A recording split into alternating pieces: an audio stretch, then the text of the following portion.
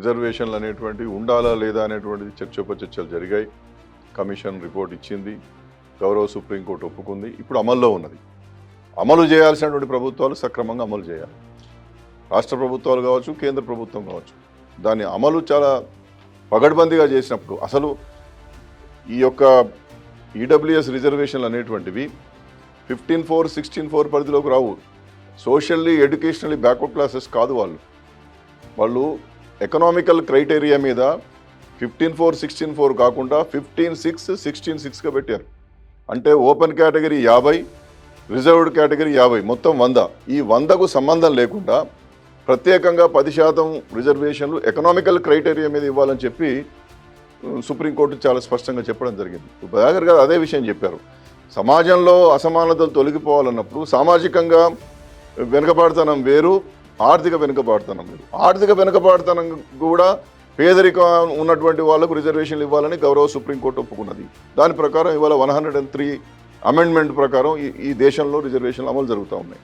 కాబట్టి ఈరోజు ఉన్నటువంటి రిజర్వేషన్లను వ్యతిరేకించడం కాకుండా ఈడబ్ల్యూఎస్ని దాన్ని సమర్థవంతంగా అమలు చేయడం ఏ విధంగా అనేటువంటి దాని మీద చర్చ జరగాలనేది నా అభిప్రాయం.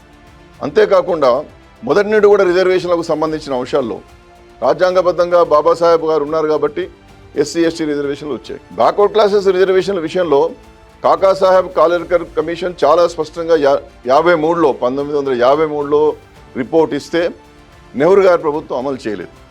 తర్వాత అది అలాగే ఉంది. 1961లో దాన్ని పార్లమెంట్లో చర్చకు పెట్టారు, దాన్ని పక్కన పడేశారు.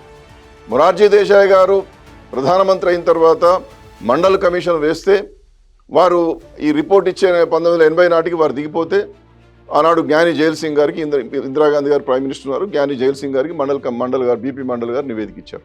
80లో ఇస్తే మళ్ళీ వీపీ సింగ్ గారు వచ్చేంత వరకు అది బుట్ట దాఖలైంది. వీపీ సింగ్ గారు ప్రైమ్ మినిస్టర్ అయిన తర్వాత దాన్ని అమలు చేసే ప్రయత్నం చేసినప్పుడు శ్రీ రాజీవ్ గాంధీ గారు వారు ప్రతిపక్ష నాయకుడిగా ఉన్నారు.